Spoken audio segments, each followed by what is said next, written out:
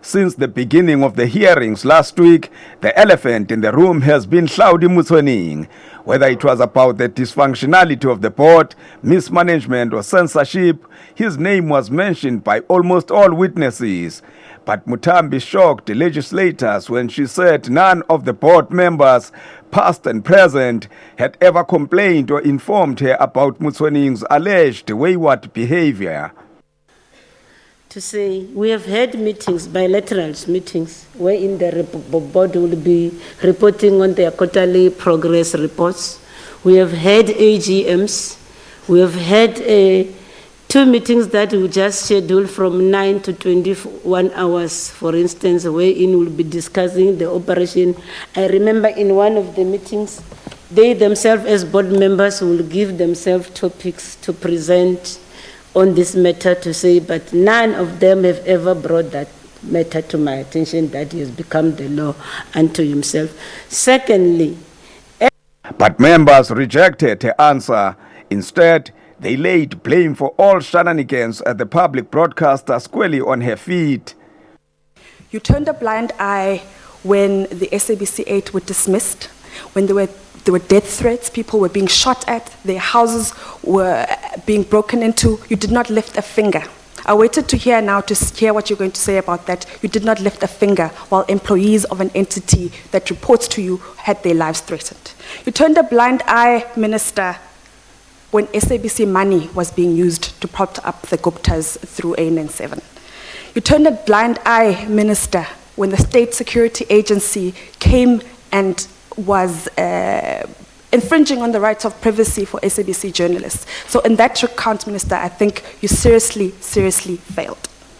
The dwindling of a board from a board membership of 9 people to now 1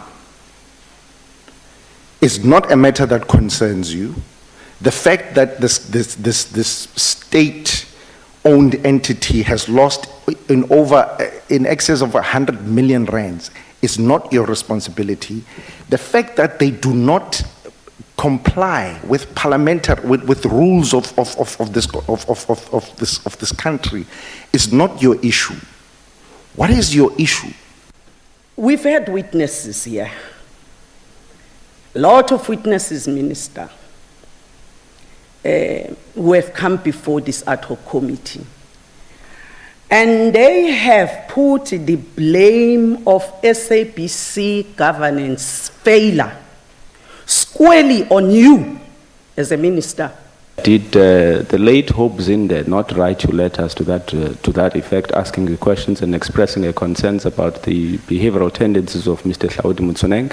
Yesterday, we also had a report from Professor Kumalo, who cited the same thing, saying that he's had numerous conversations and discussions with you about what was happening in the board, including the behavioral tendencies, the misbehavior, unbecoming conduct of Mr. Mutsoning in that board. The minister was also accused of being complicit in editorial decisions not to show violent protest, and she took exception to the accusation. She's making malicious allegations that when they are not true, they are not true. Yeah, and then I won't allow her to belittle board members without facts here. That's number 1, Chair. And then I've indicated earlier in my evidence in chief that the Broadcasting Act does not allow me to interfere with the affairs of the SABC. And then I will not talk any gossip, because most of the thing that she's raising there is gossip, and I'm not going to talk politics of hers as an opposition, because what she's trying to do here now is grandstanding. Muthambi was asked if it was a coincidence that a decision to black out violent protest was made when her constituencies in Vuwani and Malamulela were on fire. Her own fitness to be a shareholder of an institution such as the SABC was also questioned. The hearings continue tomorrow. Manilisi Tubase, SABC News, Parliament.